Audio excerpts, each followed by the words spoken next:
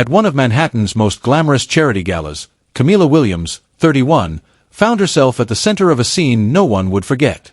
"People like you don't belong here," whispered Victoria Hartwell, the event's powerful organizer, as she pushed Camilla toward the kitchen. "You can serve at this party, but you'll never be part of it." Holding a crystal tray in her hands, Camilla stayed calm, though she could feel dozens of eyes fixed on her. She was the only black woman in the Grand Hall, surrounded by wealthy business leaders, politicians, and socialites sipping $1,000 champagne. None of them knew that the woman they had just seen humiliated carried a secret that could turn the entire evening upside down. "Sorry for the mix-up," Camilla said softly, but Victoria quickly cut her off. "The kitchen is short on help. You'll wash dishes now." The room went silent. Some guests looked down in discomfort, others whispered, but no one dared challenge Victoria. After all, she had ruled New York's high society events for 20 years. Camilla took a deep breath and remembered something her wife had told her that very morning: "People show their true colors when they think no one important is watching." At the time, the words hadn't fully sunk in. Now, they made perfect sense. Just 3 hours earlier, Camilla had arrived in an elegant navy dress, walking up to the mansion's main entrance. The security guard looked her over and pointed her toward the back. "The service door's that way," he said dismissively, not even bothering to check the guest list. "Actually, I should be on the main list," Camilla replied politely. "Sure you are," he scoffed. "They all say that." Now, in the kitchen filled with steam and clattering dishes, Camilla rolled up her sleeves and did as she was told. Around her, the staff, mostly black and Latino, worked quietly, long accustomed to this treatment. "Don't take it personally," whispered Maria, a veteran dishwasher. "People like her, they think we're invisible." Camilla nodded, but there was something in her eyes Maria had never seen before, a calm strength, a quiet certainty that didn't match the situation. Through the half-open door, Camilla overheard Victoria laughing with a group of guests. "Some people just don't know their place," she declared loudly. "It's our job to remind them." That was the moment Camilla finally smiled. It wasn't the smile of someone defeated, it was the smile of someone who had waited years for this very night.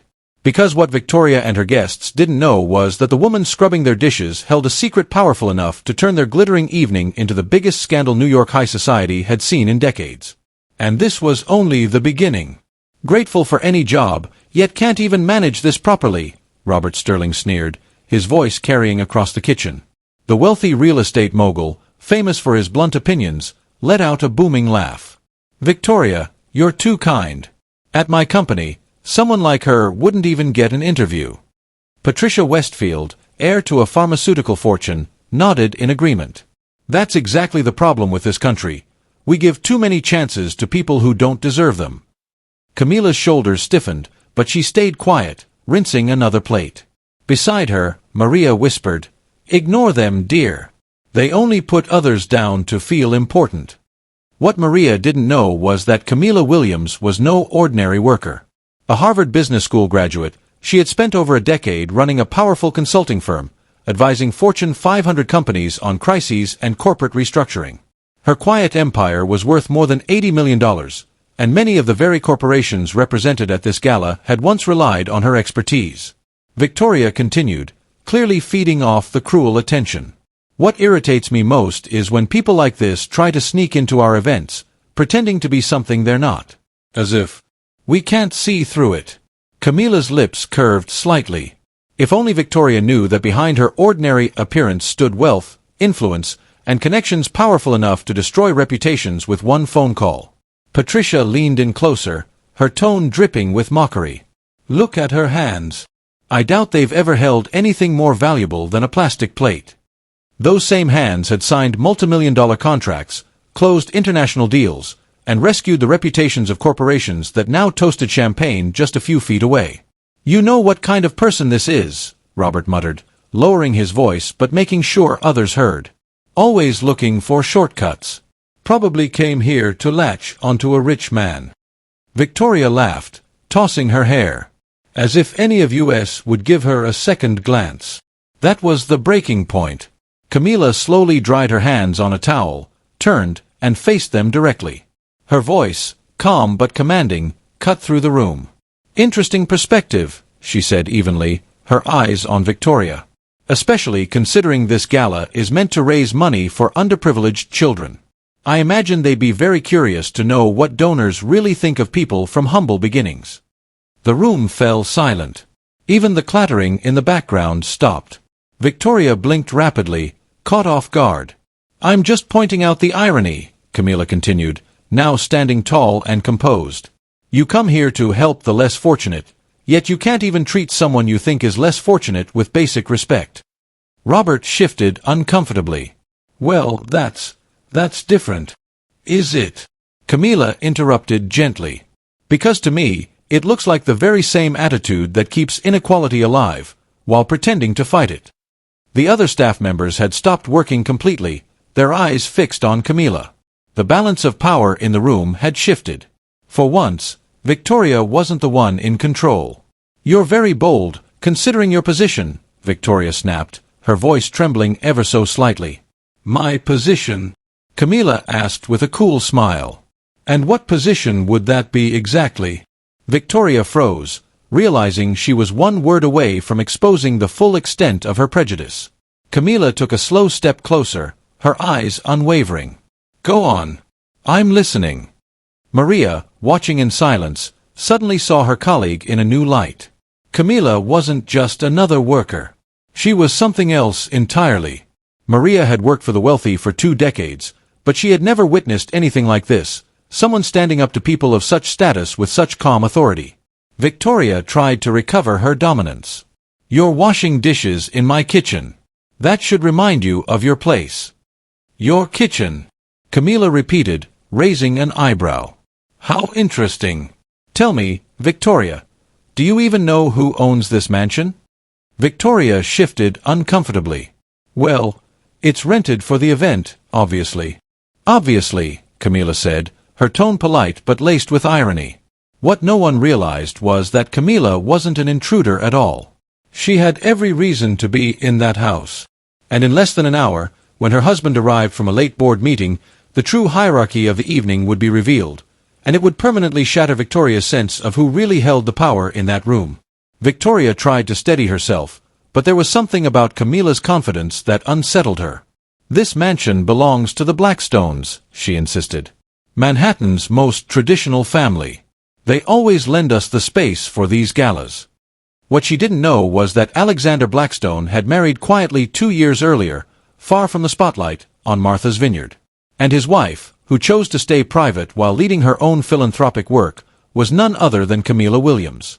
"Interesting," Camilla murmured, drying another dish with deliberate calm. "Tell me, when was the last time you personally spoke with the Blackstones about this gala?" Robert Sterling, growing irritated, snapped. "Enough of this nonsense. You're here to work, not to ask questions." At that moment, the air in the kitchen seemed to shift. Camilla carefully placed the silver plate on the counter, turned, and faced the group fully. "You're right," she said softly, but her words carried weight. "I am here to work. Just not in the way you think." Before anyone could respond, the sound of steady footsteps echoed down the hallway. Maria, who knew the mansion better than anyone, froze. She recognized that walk instantly. "Mr. Blackstone is coming," she whispered, just loud enough for Camilla to hear. Camilla's eyes brightened. "Perfect. He's right on time." Victoria frowned, confused. "What do you mean, right on time? You shouldn't even be here when he arrives. People like you, people like me."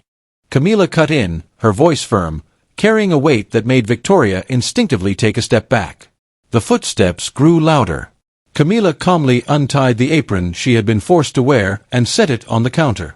"My job here," she said evenly, "is only just beginning." Meanwhile, outside the kitchen, Alexander Blackstone walked in with his personal assistant, David. Adjusting his cufflinks, he asked casually, "The meeting ended earlier than expected. I hope Camilla didn't get too bored on her own tonight." David hesitated, checking his tablet. "Actually, sir, there was an incident." Security reported that a woman tried to enter through the main entrance without an invitation. Alexander stopped walking. His jaw tightened. "A woman?" he asked slowly. "Describe her." Without a proper invitation, she was directed to the service entrance, David explained quietly. Alexander stopped in his tracks. His voice dropped. A woman. Describe her. Black woman, about 30, navy blue dress. Alexander's expression hardened instantly. David had rarely seen him like this. And where is she now? I believe the organizer, Mrs. Hartwell, assigned her to the kitchen. Silence. Then Alexander exhaled slowly, the kind of breath that held back explosive anger. David, he said in a voice that was calm but sharp as glass. Document everything from tonight. Every word, every action, every person involved. Yes, sir. May I ask why? Alexander was already striding toward the kitchen. Because my wife was just forced to wash dishes in her own home. Inside, Victoria still struggled to make sense of Camilla's growing confidence. Then a voice thundered from the hallway, "Where is my wife?" The words froze everyone. Victoria's stomach lurched. Patricia blinked in confusion. His wife. But Alexander never brings a wife to these events. Camilla smiled, and in that instant, she transformed. The quiet, obedient worker vanished. In her place stood a poised, radiant woman. She lifted her hand and revealed the diamond ring she had kept hidden all evening. "He did bring one," she said evenly. "You just decided I should be in the kitchen instead of the main hall." The silence was crushing. Alexander's footsteps closed in fast. Victoria finally grasped the enormity of her mistake. What none of them realized yet was that Camilla had been recording everything, the insults, the humiliation, all captured on her phone tucked inside her apron. And in just a few minutes, that evidence would ignite a scandal unlike anything New York high society had ever seen. "Alexander," Victoria whispered, trembling, as the imposing figure of the mansion's owner appeared in the doorway. His eyes swept the room, Camilla holding the apron she'd been forced to wear, Robert and Patricia pale with discomfort, and Victoria looking as if she'd been caught stealing. "Camilla, my love," Alexander said, ignoring the others completely as he went straight to his wife. "David told me what happened. Are you all right?" "I'm perfectly fine," Camilla replied calmly. "Actually, it's been educational." Alexander embraced her tenderly, but when his gaze shifted to the trio who had humiliated her, his expression turned. Cold as steel. Victoria Hartwell. Patricia Westfield. Robert Sterling, he said, each name slicing through the air. "Welcome to my home." Victoria's voice cracked. "Mr. Blackstone, we didn't know." "Didn't know what?" Alexander cut her off. "That my wife deserves basic respect. Or just didn't know she was my wife." Robert tried to recover, his arrogance gone. "Mr. Blackstone, it was a misunderstanding. If we had known, if you had known, you would have acted differently." Camilla interrupted softly, her tone firm but calm. "That's exactly the problem, Robert. You only treat people with dignity when you think they have power." At that moment, Alexander's eyes dropped to the phone resting in Camilla's apron pocket. The faint red light blinking on the screen made everything crystal clear. Alexander leaned casually against the counter, still recording. A cold smile crossed his face. "David," he called to his assistant, standing by the door. "Come in with your tablet. We've got some important calls to make." Victoria's voice shook as she tried to stop him. "Alexander, we can settle this peacefully. It was just a misunderstanding." "Peacefully?" Alexander's tone sharpened. "Like when you forced my wife to wash dishes in her own home. Like when you called her people names. Or when you hinted she was here just to catch a rich man." Patricia froze. She hadn't realized Camilla had heard everything. "You recorded it, didn't you?" Patricia whispered, horrified. Camilla calmly raised her phone. Every word, every insult, every cruel laugh, every so-called concern, that was really just racism. David handed over the tablet, and Alexander started dialing, speaking loud enough for all of them to hear. "Good evening, Janet." "Yes, it's me." Effective immediately, withdraw all Blackstone Foundation sponsorships from Hartwell events. Permanently. No discussions. Victoria's face drained. Blackstone covered 60% of her company's yearly contracts. Alexander didn't pause. He called again. Robert Sterling? Yes, cancel every Sterling Developers deal with Blackstone Group. I don't care about penalties. It's done. Before Robert could argue, Alexander had already moved on. Patricia, you're with Westfield Pharmaceuticals, right? Then you'll be glad to know I just terminated your supply contracts to our private clinics. The three members of New York's high society could only stand and watch as their careers unraveled right in front of them. Camila, Alexander said gently, let's play those recordings. She pressed a button, and the kitchen filled with their own voices, mocking, cruel, and discriminatory. David, Alexander continued, send copies to the New York Times, Washington Post, CNN, local stations, and especially Society Watch. They'll love exposing this hypocrisy.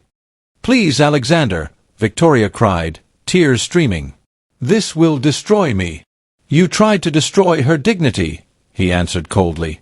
The difference is, she did nothing wrong. You chose every word you spoke. Maria, a long-time housekeeper, stood silently, her eyes wide. In 20 years, she had never seen anyone defend workers like this. Camila then spoke with calm authority. Victoria, you said people like me never get far. For your information, I'm not only Alexander's wife, I'm the CEO of Williams Strategic Consulting. We've just been hired by New York City to review all public event contracts. Guess whose contracts will be examined first? Victoria's last trace of color vanished. When the three left the mansion that night, they knew their reputations would be ruined by morning. Camila smiled at last. Justice had been delivered. And by sunrise, the city woke to headlines everywhere. The silent revenge, New York's elite exposed. By the next morning, the New York Times carried the story on its front page. Camila's recordings had been watched over 2 million times in just 12 hours. Victoria Hartwell woke up to her phone buzzing non-stop. Clients were cutting ties, journalists demanded statements, and even her own staff began resigning publicly. Within 3 days, Hartwell Events, her company of 20 years, had lost 95% of its contracts. Madam Hartwell, her assistant said nervously over the phone, the Rockefeller Foundation won't be renewing with us. And, the Museum of Modern Art just canceled the fall gala.